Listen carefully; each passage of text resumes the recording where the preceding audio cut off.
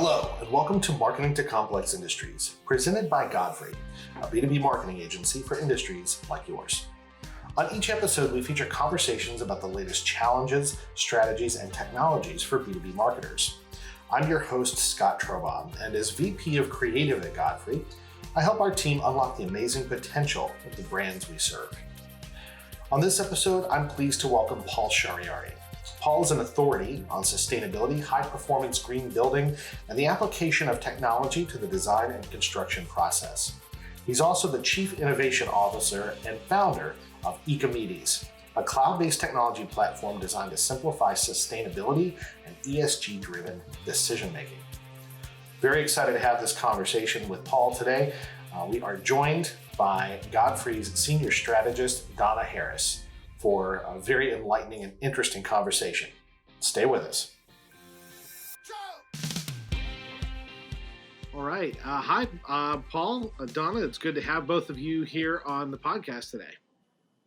Thanks for having us. I'm actually coming to you from a building project in progress. I thought that was appropriate. I do like to bring personal examples sometimes into this work. This is my basement office and studio that I'm currently in the process of building. So, Paul, if you do have any advice or anything for me over the course of the podcast today, I'm all ears. But I'm very interested in what you do at Ecomedes. But first, we're talking about ESG. It would be really good for our audience just to make sure that we're all on the same page. I'd love if you would define ESG for us and talk just a little bit about that up front.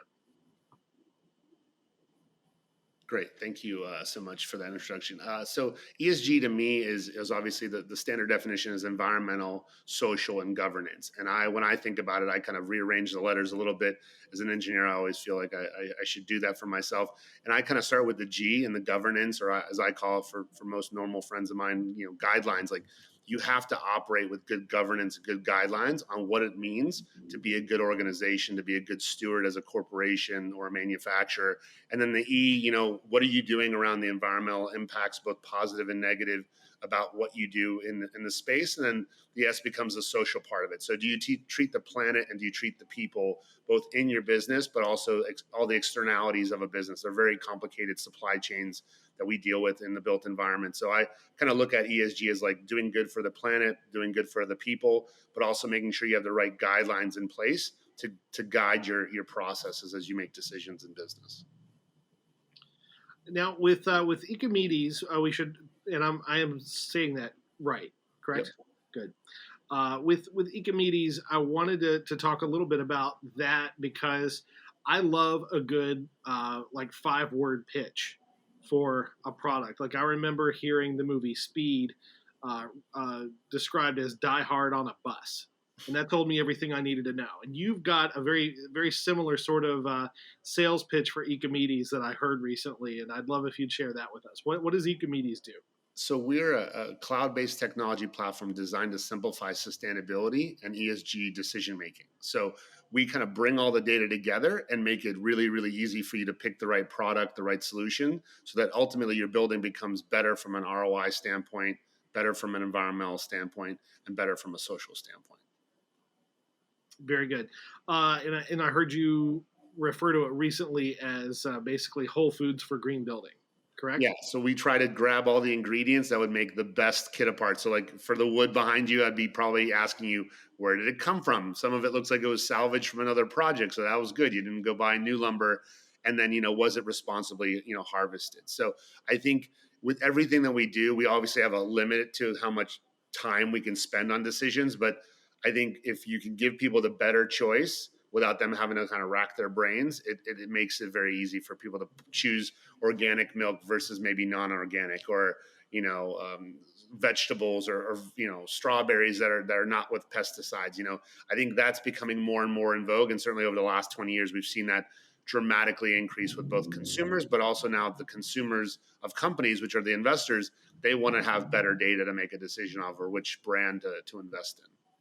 Absolutely. And it does become good business as well. I mean, we're in a situation now, you and I were talking before about how lumber prices are pretty high. I mean, it's been an issue with a lot of people that are doing building projects, but when you're looking at somebody who's made forms for like a concrete sidewalk, what do they do with those 2x4s afterward?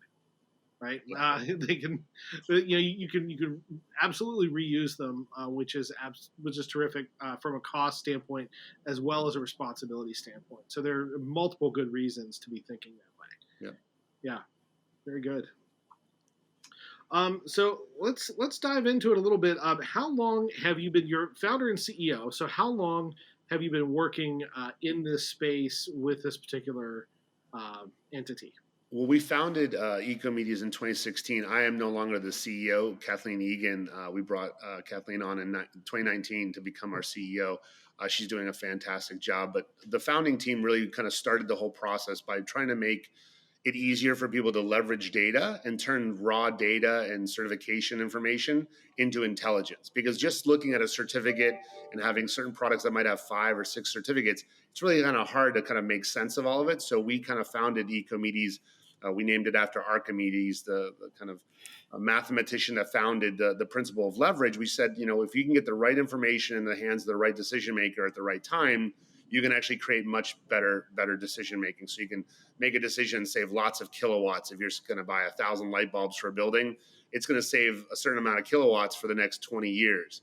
So if you buy a better water heater, like you talked about at the thing with a heat pump attached to it, it's going to be cost effective from day one and lower your utility bill dramatically. So not everyone wants to go build their own spreadsheet. So at Ecomedes, we kind of grab the data and add the analysis to help everyone make a better decision, whether or not they, as some of my team members mean, we don't need to have a PhD in sustainability to pick a better appliance, pick a better light bulb, pick a better carpet. We do that work for you, and then you just pick the one from the brand you like the most. Well, it's really a reduction of friction in terms of that entire process, a consolidation of it, making it accessible. If I would want to recycle, but if I had to bundle everything up and take it somewhere in order to do it, as a busy homeowner, I would be less likely to than I am if they're going to stop by and pick it up at the curb. It's a similar sort of thing, right? Making it simple, making it easy to make those good decisions and to do it in an informed manner. Yeah, because I think the biggest worry that I always have is like if there's too much change management involved with doing something more sustainable, or there's too much cognitive load, too much thinking you have to do, most people kind of get distracted and go somewhere else. So kind of follow the Amazon opportunity. Like if it's Prime available, you're just going to do it. Like I'll unfortunately catch myself going, I'll just buy it and it'll be here tomorrow. I don't have to leave the couch. I think Netflix the same way. I'm going to watch any TV show without even going to the red box, right? So there's all these examples that other industries have made it a lot easier to be a customer, to be a consumer, to get your results. I think we have to definitely simplify sustainability rapidly to allow us to scale solutions, because right now the complexity is the biggest constraint, right? That is what is really kind of bogged it down. So we have to be mindful of making it easier for our customers, for our brands, the people that we both serve in manufacturing, you guys as marketers and us as technologists. We have to make it easier for them to connect with their buyers quickly. So that brings up a really good point. Donna, as a strategist at Godfrey, talk to me a little bit about the position that people are finding themselves in the marketplace. I mean, this has always been, I think, a bit of a cerebral hot topic, but it's becoming much more of a practical need at this stage. Give us a little bit of I think that back when Paul and I first started working together, it was all about how green is your product and what goes into a given product.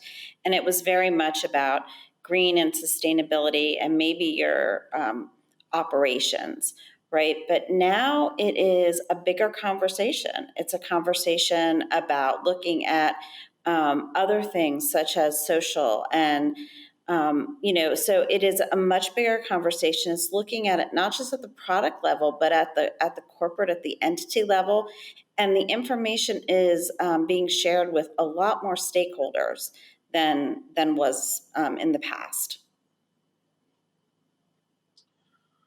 Yeah, we were talking a little bit about how we're developing more of the sustainability reports, that kind of messaging. across the board. Mm-hmm. There were some clients that we have that work in industries that sustainability is a key concern. It's a key messaging point. It's a key focus for the company. But we've really seen it broaden out to just about everybody at this point.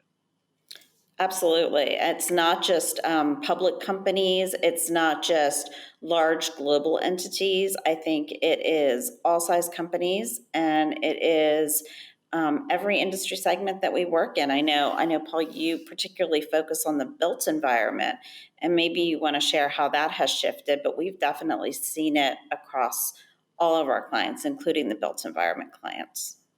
Yeah, I think the built environment sometimes, was some of the early forefront of sustainability in the early 2000s with LEED and other rating systems coming online when we were first working together, Donna. I think that's evolved now to the fact that certainly during the pandemic, we all realized like what our buildings do for us, how they sustain us, how they move air around, how they can be cleaned. There was so much like focus on that. And then we all went back to our houses for an extended period of time and realized maybe my house isn't really as livable as I thought it was. And do I have a place to have 5 different people in our house learning at the same time, or 2 people on conference calls and the other kids e-learning? And, so I think there's been such a focus on how sustainability is implemented throughout the entire economy. But the built environment is somewhere where, as Americans, we spend 95% of our times indoors. And guess what? Those buildings are going to be going through like a little bit of a renaissance. And like, is it a healthy place? Is it a good place? Does it take too many of the resources off the grid? Does it encumber too much carbon onto the economy? Right? All these questions are coming up, and they're not just coming up because a single architect asked for it. It's like entire swaths of the marketplace want to make sure that they're doing the right thing. So I think it's a wonderful time to be in this space, and it's so exciting to see so much interest in stuff that we've been hoping people would want to talk about, and now they're asking us like, well, what should we do? What should we be considering? And I think it's a great time. It's been an interesting shift. I have a friend who graduated high school with me 20 some odd years ago, and started his own electrical business as just an electrician. And he was doing typical wiring for buildings, but his passion was always solar. And so he started doing that a little bit and bringing it in. I touched base with him recently. We hadn't spoken in a few years, and he's doing solely that now, exclusively solar, and is extremely busy with it. And so that was a really good benchmark for me about the way that the market at a very practical level has moved. I mean, there's so much more interest and importance being put on sustainable but also really efficient forms of building and electricity. Yeah, I think energy efficiency was always popular, but then beyond energy efficiency, rapidly renewable renewable sources of energy have become really kind of in vogue. And then just a resilient grid, making sure that, we don't have like the gigantic massive power outage that we had in Texas, right? Making sure that if the power grid goes out, can you still run your home? Can you still be safe after a hurricane? We have solar on our roof, and it's been great, but they're 10 years old, and I'm looking at some of the panels, and they're not lasting as long as I thought they were going to be. I mean, they're supposedly lasting 25 years. Well, I can tell you the ones on my house, they're probably going to give me about 12 and a half years, maybe 15, right at the time when that ROI was going to kick in. So I won't have another 10 years of free electricity. I'll probably have to upgrade my panels because they just didn't last as long. So there's always this need and tension to kind of figure out what is going to work, what feels good. Like I feel good about getting most of my energy from my home, not from a coal burning power plant. But, in the end, I might not be throwing away these solar panels and having to go buy another whole set before my mortgage, runs out. So those are all kind of important things to think about when you're looking at a sustainable alternative, is like valuing that benefit of being an early adopter, and then seeing as the market evolves, what are those like market rated products. How have and this is really a question directed at both of you. How have you seen the evolution of ESG related positions grow in companies? They're hiring things that are or hiring folks that are specifically geared toward these efforts. Do you want to take that one first? Yeah. So for me, what I've noticed is it's not just about a single position anymore. It's no longer just a sustainability officer or director of sustainability, but it's more what I would call almost like task force, multifunctional teams responsible. So you have everyone from HR to, somebody from representing the financial group and the investors and marketing and communications is really a critical component of this. So you see this triage, if you will, of folks who are working through this, as opposed to just one person being responsible or even a department being responsible. That's what we're seeing with our clients. I don't know if you're seeing a similar thing, Paul, with some of the folks you're working with. Yeah, absolutely. I couldn't agree more. I think it is a team approach, just because ESG, or even sustainability before, the ESG became the term, you have to have a multidisciplinary team, because to do it right and to really integrate it into your ethos, you have to have people that are sourcing your materials, then designing your products, doing design for the environment, then the ones that actually work on the assembly line, optimizing all the production line stuff, even down to the how do you ship it, how do you recycle it, how do you bring it back as a technical nutrient into your production line, so future generations of products can be made off of the raw materials that are already in your customers possession. So I think it's a very, very important thing to have a Tiger team, a special forces team, have somebody maybe that's still like where the buck stops, some leader of that effort. But I think it's really important to make sure that your teams inside your organization all understand what you're striving for, and all understand that they have an ability to make a change that affects the entire company and everyone that works for it and everyone that gets products from it. Yeah, and I think to that point, what I've also seen is this is now coming down directly from the CEO. This is something that CEOs in companies across the globe are really focused on. It is looking at everything from diversity and inclusion and those kind of policies to supplier policies. So looking at things across the board, because let's face it. At the end of the day, it's about how you function as a good corporate citizen. It's about the profitability of your company. It's about all of those things. So it is.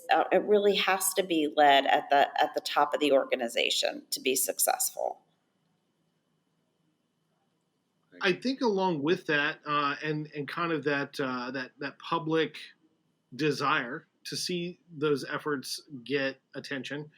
I think along with that, sort of the cynical side of it, you also start to see companies that maybe inflate the numbers a little bit of what exactly they're doing. We've heard the term greenwashing before. Talk to me a little bit about that as like the sort of like shadow side byproduct of where the market's headed. Well, I think that's always, whenever you have a lot of interest in something and it becomes the thing that everyone has to talk about, then there's always a risk of people coming in and making proclamations or declarations. I think, the market's already kind of pretty wise to that. There's FTC guidelines on what environmental claims you can make. So I think, and also I think that the bigger risk is probably not the FTC, but I think if you make claims to be pro-environment or pro-social justice or pro any of these kind of like topics that we're all struggling with right now, and you get caught making a misstatement that's pretty dramatically, Pinocchio award or whatever they do when they have politicians doing their debates. I think the risk financially of getting caught making an exaggeration is worse than just saying, okay, we're not going to say anything until we have something decent enough to say, or is that something that can be substantiated? I don't think the risk for greenwashing is all that high, but I do believe that there's going to be a lot of people running into it, and they'll make some mistakes. Investors will make some mistakes. Some companies might make some mistakes or do something and try it and just realize that didn't work. There have been plenty of companies that have reformulated products to be supposedly more recycled or this and that, and realized like it didn't live up to the brand expectation of maybe durability. So, or biodegraded quicker than it intended to. So I think there's always going to be a little bit of that, but I'm just happy that people are talking about it in a proactive way. And most of the people, I think, are always going to be on the side of, we want to do better. We want to learn how to be better. As long as we know it's an evolutionary process, we should be good. Yeah, I think that's also the another reason why designations like FSC certification and things like that are so important. So I remember in the early days of that, we could actually make those choices with regard to printers, with regard to even just the paper stock or anything like that. And then I started to see it on lumber. I started to see it everywhere else, and pretty soon it became table stakes. So that's sort of the way that I see these things, moving as time progresses. Right, they're going to become, much more table stakes. But the idea that there is some kind of a designation that you can achieve that actually proves what you're doing, I think is healthy. Do you see it that way as well? Yeah, I think the data-driven decision making is part of what the G in ESG is all about. It's like the governance and how are you tracking? You've made a proclamation. I've been working on this acronym DID.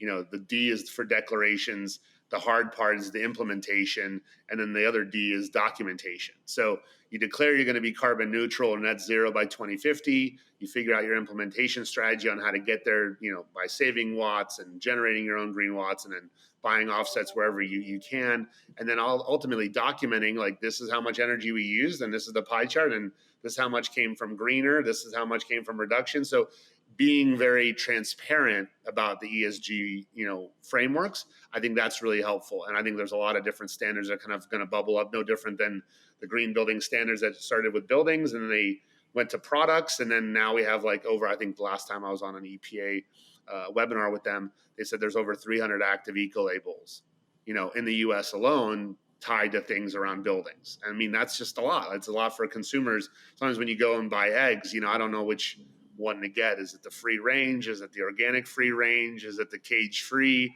It's like I just want eggs. I just want an omelet. My wife's like, did you get the right eggs? I said, I don't know. I think I did. So I think that's going to happen, but it's good that people want to have this conversation, and transparency is like the underlying framework I think that everyone's looking for and striving for. So that's good. I think transparency is a good term. That's a good place to be oriented. A good thing to pursue. Absolutely.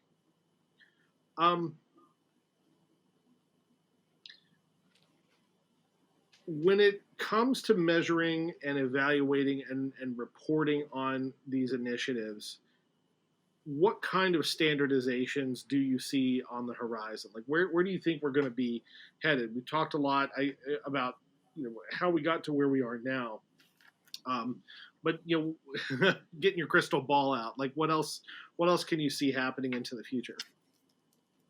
I think standardization first, we're going to have one big umbrella that kind of defines what the ESG stands for. So I think, parameters around social equity, social justice, and those are going to have to become, created. So it's like at the board level, at your management level, inclusion at all your, corporate levels, right? That's going to be, fairly, straightforward in terms of its structure. On the environmental side, certain industries obviously have certain things that they have to care about, and some industries don't have an impact or have a very slight impact. So I think kind of starting with the biggest rocks, and getting those organized in the right way. And then as it gets more into a certain subset, like buildings, there's an ESG standard called GRES for the real estate, design and construction industry. That one's kind of seeming to be the one that's kind of gravitating towards, like, how do you measure a building of various types against its energy, its water, its waste footprint? What kind of materials are they buying? So I think every one of the industry segments we care about, whether it's energy or transportation, hospitality, they'll all end up coming up with their own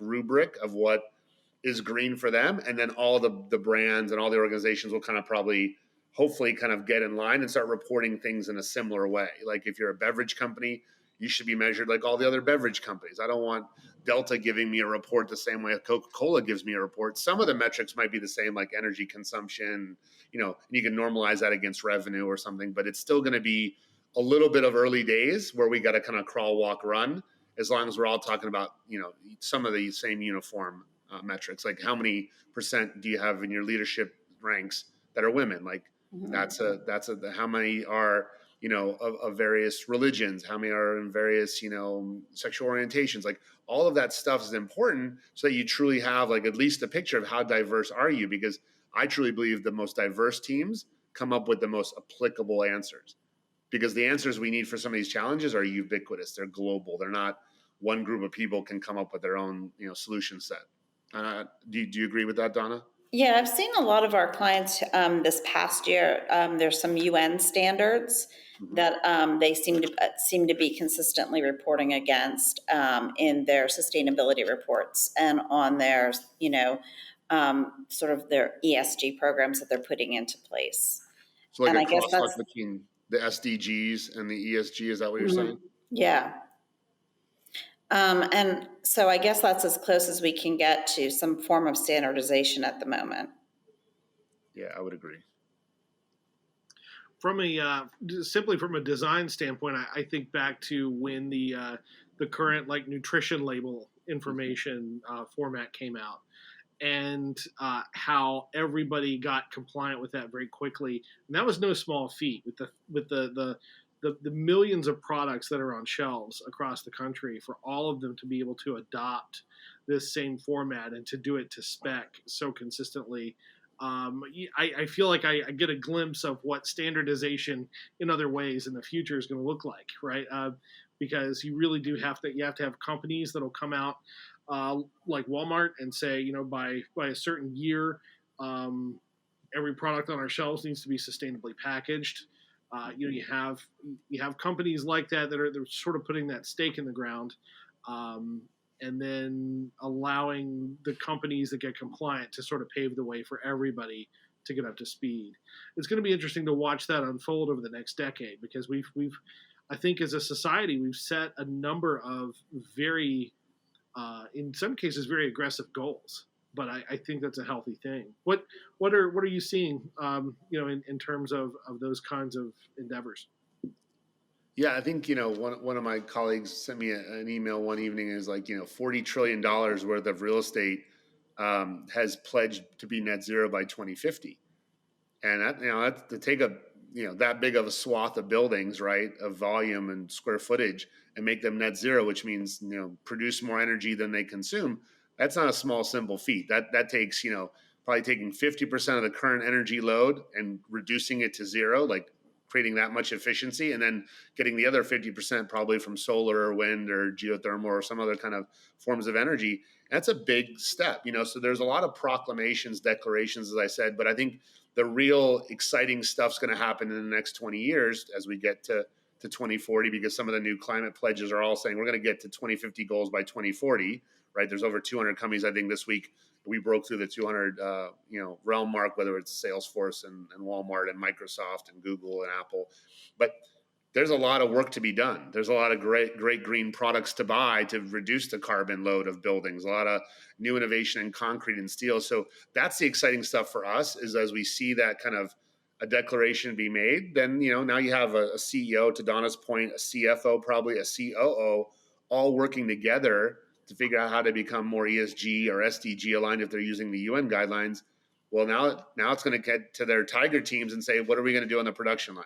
What can we do with the supply chain? And all those questions that ripple through the rest of the economy, that's the exciting stuff. Because if everyone just reduces a little bit as a result of their big customer or their big brand asking for it, that does create a massive ripple.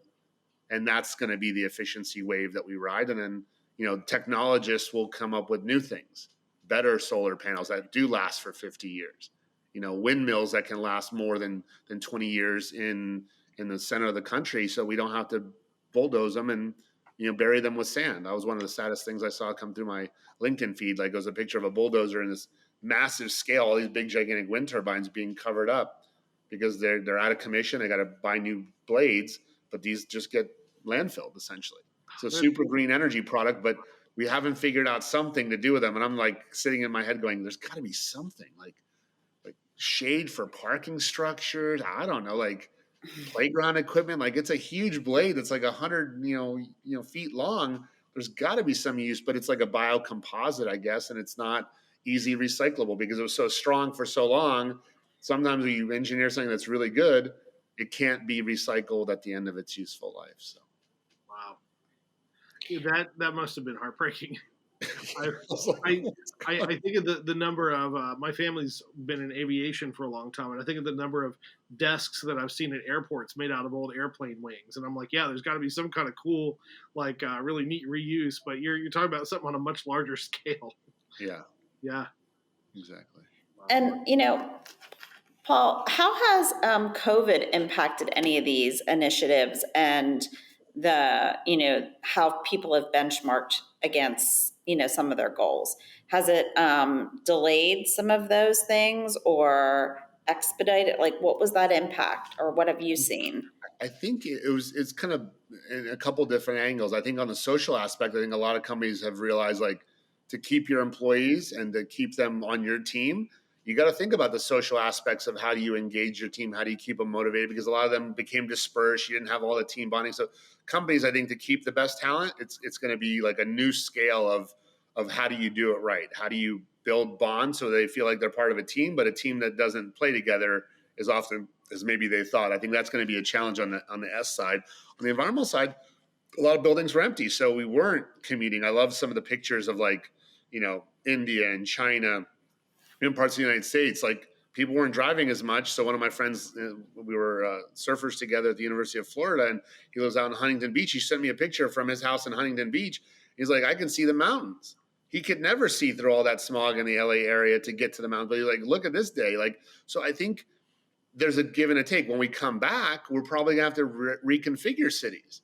And, what is that going to do to the real estate market? Commercial towers might become half towers and half condos, but that's going to involve a lot of buying of drywall and glass and furniture and flooring, because the commercial building is not the same as a residential building. So I think COVID has kind of taught us one thing in terms of our business, is that people are going to need to make digital decisions. We're going to be doing a lot more shopping, designing, constructing.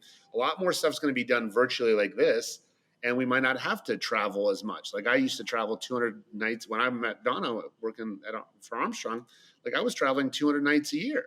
I had 200,000 airline miles every year for almost 20 years. I haven't taken a single flight in 2 years. So my carbon footprint went down. I think I've been doing just as good reaching out to teams and doing work. And our digital solution saves thousands of hours of time because we just provide all the right data to make the right decision. So I think it's going to be interesting what the end report looks like, Donna, after COVID, but I think there's some amazing pluses. There's some challenges we have to overcome, and it's definitely going to leave it different than when we went into it. That's for sure.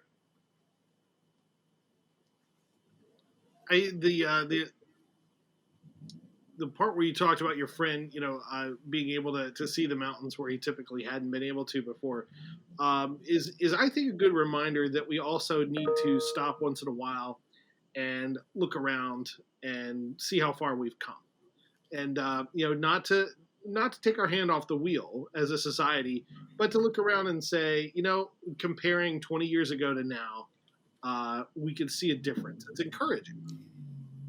Absolutely. And to that point, I would say, what are some of the biggest changes in this category that you've seen in the 2+ decades that you've been working in green and sustainability? I think what I always tell people is, I think what I've seen the biggest change from is like 2D to 3D. And it's both like in the kind of video games I grew up playing, and now, how design and decision making, honestly, for any product has become 3-dimensional. You care about the local brewing company that makes, their local IPAs, right? So there's almost like a craft, and like, I think what you said is like, stop and appreciate what's around us. And I think we're starting to realize that, like, there's a lot of really good stuff being done. And if we actually take that same consideration and hold the big companies and the small companies accountable, it actually makes us, I think, feel a little bit more proud about, like, the economy that we could have if we truly voted with our dollars. Because I think we've realized, like, the economy flows with what the consumer wants. So if the consumer wants crazy convenience, then that's where it's going to go. But I think a little bit of that was backlash because COVID shut down so many small businesses. And as they started reopening, people, like, flock to those places, flock to the little restaurant, flock to the little brewery. Like, yeah, you can go to any Circle K or gas station and buy like a Budweiser 12-pack. But if you can go get a can of 4 IPAs that, you meet the guy at the bar and he's the one with the beard and he's the brewmaster, like, you just feel like maybe I can connect with that. And I think something about sustainability and ESG is like making sure you stop and make sure your environmental and your social is really well maintained and appreciated by your company. And I think the only way to do that properly is to actually just stop and, like, ask your team, ask your customers, ask the people that run the business and say, are we doing a good job of including the people that should be at this table? And I think that awareness and appreciation, I think COVID has maybe brought some of that up in a lot of people. And we're applying that now to business as we would have maybe won our IPA choices or, clothing or whatever we're looking at. I do think it's made us smarter and more savvy. And I've mentioned it on this podcast before. I've had more conversations with my family and acquaintances about supply chains in the last year and a half than I had my entire life prior. And working in B2B, people finally understand a little bit more, what it is that Donna and I do for a living, because they're understanding that the refrigerator that they ordered got backlogged 18 weeks because of a single microchip that went into it, and they're understanding much more about that. So I also think that it helps us to appreciate all of that, but it's teaching us more about how to engage the world around us. And you mentioned local breweries and stuff like that. I actually heard of restaurants during the initial lockdown that were offering dinner bonds, and it was a way for them to stay in business. They would sell $100 gift certificate for $75, and you can't have the food right now because we're not open, but come back in 6 months and you can spend this. And so it was a way for people to actually invest. And I was explaining investing to my kids because of this idea about dinner bonds. And I liked the fact that you were bringing it down to that local level and thinking in new ways. There's a tremendous amount of creativity that's coming forth. And that's the part that's been really energizing for me to see people start to think that way. Yeah. It definitely is going to be a time where there'll be lots of business books written about how business leaders embraced a very tumultuous health-related, pandemic, but also got really, really refined on how they could be very nimble about how their businesses stayed afloat, how they kept teams engaged, how suddenly without any meetings you still, ran. And I think a lot of people got surprised, like, wow, like our company's still around and we haven't been together in one building in over a year. I mean, some of the federal clients we do work with, they haven't been back since last February. Right? In the same building, like they're all remote for that long a time. So I think it's going to be interesting at what do we do when we have to start coming back, and what does that coming back look like? And I think the B2B segment's going to be very much driven by kind of rebuilding those bonds and strengthening them even more so that we're a little bit more resilient in case there's a supply chain impediment caused by a healthcare pandemic, right? There's a lot of externalities that all got exposed to everybody very quickly. What advice would you have for people moving into the future, CEOs, leaders, folks like that, who are looking at this and maybe feeling overwhelmed, but they want to take some appropriate risks and try some things? What advice would you have for somebody who's in that position? I think Donna mentioned it when she opened up her comments about bringing a team together. I would say, bring in, some folks maybe that are outside your industry that understand the space.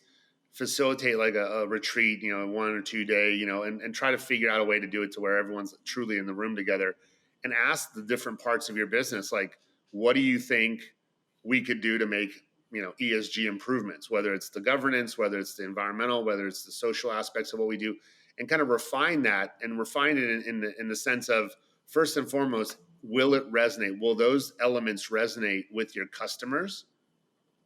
Then if those prove to be true and the customers like those and you do some testing on that, then package that up and say, this is what we're going to do around ESG for our customers to be happier about our brand, and then package that up for the investors. I think some companies are like, I got to have an answer for my investor class. They make a bunch of declarations or proclamations, don't figure out how it actually gets into the actual production line and create value for the customer. I always go back to those brands that, they have such solid brand followings, not just because of ESG, but just who they are. They continue to chug through revenue and profits because of the ethos that they believe in. Like, my daughters have never seen Michael Jordan play a game of basketball in his life, but they want Air Jordans, and they have for the last 5 Christmases. And I, as a dad, try to find a way to get them a pair of Air Jordans. And it's because there's an ethos there that, the Jumpman logo means excellence, means being the best, being the GOAT. And I think if we could get people in C-suites going, I want to be the GOAT of ESG in my industry, and do it for my customers and do it for my investors and all the stakeholders in my business from top to bottom, I think it's a remarkable renaissance that we're going to see, because truly, if we unleash that drive, there's no stopping to how much improvements we can make across all those different channels. So I agree with Donna's point of it's got to be a holistic team bringing those ideas to bear. Realistically, how risky is that kind of a decision now versus 30 years ago? I think the only risk is not doing it now. I think before it might have been a lot risky. We don't know. I think anyone that doubts that this generation of young people and soon to shift into the biggest spending group, out there, whether it's, I think the highest spending group of the CFOs, the typical homemakers of the households, and then, their young children. Once that shift happens, I don't think you could have a business that isn't aligned with social and environmental goodness. You might not be the greenest company in the world. Not everyone's going to be a Patagonia or an Interface or a Target or a Herman Miller. But I think if you don't have an answer for how that means something to your customers, I think you won't be a business. That I'm pretty sure of saying that's going to happen in the next 20 years. That's what I suspected, but it's good to hear it from an expert. I try. And I agree with you. I look at how, my kids are around the same age as your kids, Paul, and they're all in their 20s, and they look at the world very differently than I did when I was in my 20s. I'm almost embarrassed to say, they've grown up in this online, transparent, world where they truly care about social and environmental decisions. Yeah. And I think they carry that into their work life. Yeah, where they want to work. Like we've had some amazing new hires of two young ladies right out of college, and just amazing additions to our team. They work on client success, Maya and Haley, and just the amount of passion they bring to solving a problem with excellence. Making sure our clients, as they launch their data into our platform and get out in the market and use it as their advantage to sell more greener stuff, like just the way that they're wired, they want to exceed expectations, but they also have a drive inside that brings passion to what they do. And I think having a workforce, anytime you can get people in your workforce that are that passionate about your mission, and then they become passionate for our client's mission, because our software makes them better, right? We're not the Batman of the story. We're the Alfred of the story. We make the cool, cool gadgets that make Batman really become Batman. So I think, to me, that is the next generation's way of saying we're going to care about this. We're only going to go work for companies that are aligned with this. And they also, I think, one thing I would add to Donna's point is they can mobilize a massive amount of consumer sentiment very quickly. So if you're on their good list, it's going to blow up. It's going to go on Instagram or TikTok or whatever, and you're going to suddenly probably have blessings of orders. If you do something that's not so good and they call it out, then it's like, oh my gosh, you better just, better hope that an entire generation doesn't need your products, because if they call you out for doing something that was silly, malfeasant, bad, didn't, you look the other way. I don't think a lot of brands can recover probably from that, especially if they're, a considerable amount of a marketplace that needs, a wide demographic consumer base. I would have to think that there would be a need for internal watchdog type folks, and we did, I think, touch on that a little bit in some of these leadership roles. Folks that really do keep an eye on this. Do you see that being a sort of a segment of sort of the job market that's going to continue to grow?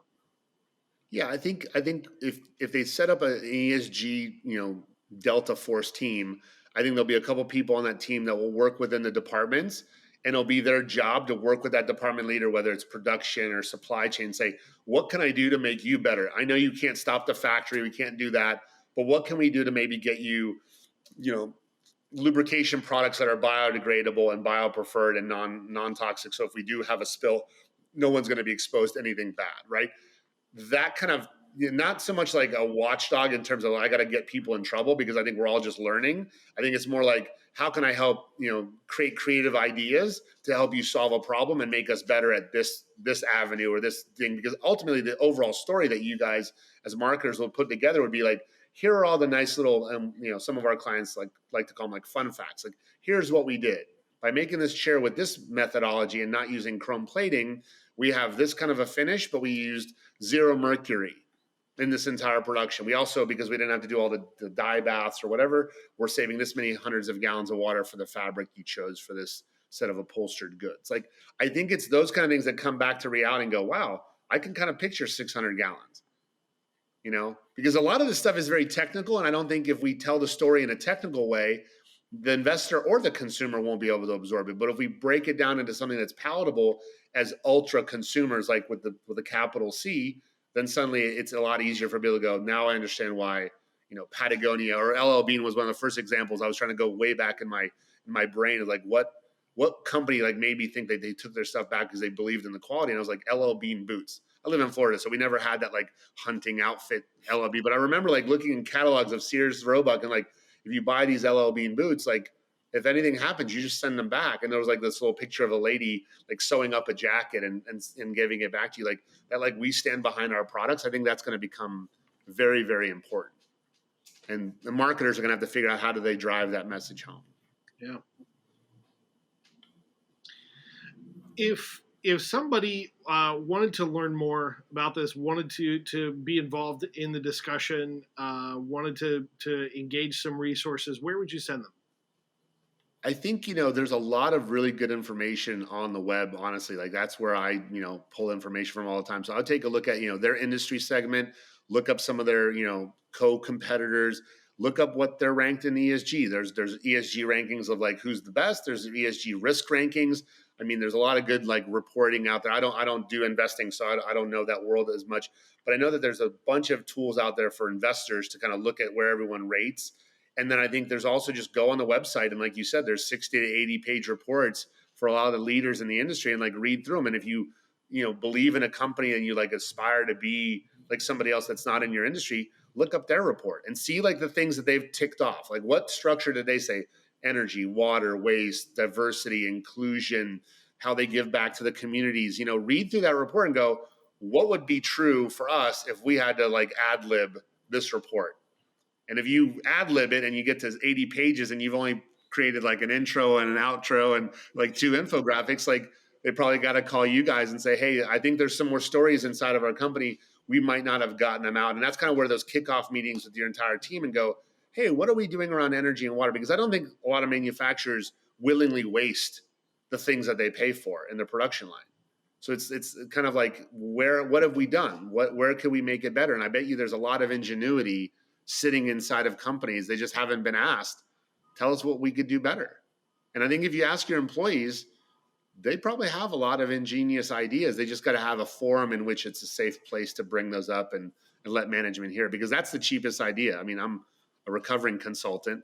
You know, you don't need to always hire somebody for a lot of dollars an hour, because it would take me time to learn how it works. I was friendly enough with Donna and her team, and I like to go around the factory at Armstrong when we were working there at Armstrong Flooring. I like to learn how it got done.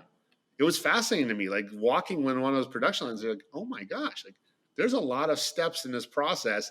I just remember seeing it like already in the box and did not realize how many things had to happen from raw wood coming in one end and the stuff that came out the other. So I think that's the next big evolution. Yeah, I had a similar experience a number of years ago. One of our clients made sustainable rubber flooring, and I actually got to go through the plant in Germany, and it was interesting to me to see how much of it was hand processed. Mm-hmm. You know, how many times there was an individual who was really intimately familiar with what was going on with this. And there's a wealth of intuitive knowledge there that these folks have gained over years and years and years of working. You know, so I think it's very important for companies to be able to tap that brain trust. You know, even if it's in sometimes the most unlikely places. I'm thinking you could ask questions like, what's our most inefficient process? You know, what process do you wish you could blow up and redo, and why? Yeah, I mean, I tell my CEO friends all the time, I said, look, incentivize your ingenuity inside your company. Create a bonus structure and say, look, you know what, if you could save us X amount, we'll give you 5% of all, you know, savings for the first 3 years of this process. You know, and think about how many people get unleashed to get a bonus like that if they can make the process better or greener. And you're right. There's so much locked in. One thing about like the sustainability movement that I'm really happy to be tackling with Ecomedias and my team is that we've democratized so much of that knowledge you needed to have after tons of classes and paying for this and paying for that. We automate almost all that work. So if you just want to know how this product will help you meet any of the rating systems in North America, you click a couple buttons, the answer's out. It's not to say you don't have to do any more work, but that tedious work of finding the data, analyzing the data, documenting the data, that's automated for you. Now think about the bigger, higher order problem to go solve. So I think the democratization of some of that should happen, and the solutions are going to come from within. In most cases, I think even if you bring in a really high-powered consultant to come in and help maybe run the process, you'd be surprised at how much amazing stuff is probably locked into those questions you would ask and go, why didn't you bring this up? And it's like, well, we didn't have a forum to do that. I didn't want to rock the boat or whatever. And so we just got to kind of create a more welcoming environment. And I think, especially on the social side, I think a lot of people inside of companies would be saying, yeah, I think this person would be great for a promotion, right? So I think it's just breaking down some of those walls, creating safe spaces to have those discussions, and all of us striving for ESG. It's going to be a wonderful next 20 years for sure. That's great. Donna, any final thoughts before we end our conversation today? No, I think we covered a lot of it today. We covered a lot of ground. Yeah. How about you, Paul? Anything you'd want to leave our audience with before we say goodbye? No, I think just, try to simplify the sustainability, messaging to where any one of your customers or the investors can understand it. Like, bring it back down to tangible things. I think that's the best advice I can give. I think there's a lot more work to do there, but if you can simplify it so that everyone understands it, it also helps people know what you care about and then further improve it, because it's never an ending journey. Like, we're always, evolving this whole message. So, well, I know simplification takes effort. It really, truly does, to cut through the clutter, to make things efficient, to make things understandable. But I think the dividends that it pays are well worth the effort. I'm sure you would agree. Yeah, absolutely. Because we get a better planet as a result. That's the nice thing. We have better operational organizations, we have better companies, and we have a better planet to live on. So I think it's a very noble task to be involved with. Yeah, and every once in a while we can look around and realize how much better we can see the mountains, right? Exactly. Excellent. Good luck with your project. Hey, thank you. I'm looking forward to getting it done so that I can have a wonderful space to be in the backdrop here. But yeah, if I have any questions about any of my materials or any of it, I'll be sure to shoot you an email. Okay. Yeah, feel free to do it, or go to our website, and I'll send you a link to whatever category of products that you might be looking for, and say, here's the best ones with the most transparent certificates from a third party that is valid in the industry. I love that. I love it. Thank you very much, Paul. Appreciate your time today. Thank you, Donna, for coming with us and for introducing us to Paul. Absolutely.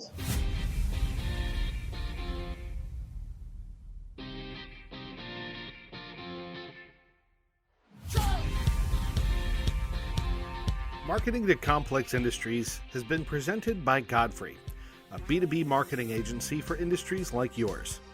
Godfrey is built for technical products, discerning buyers, and intricate buying cycles.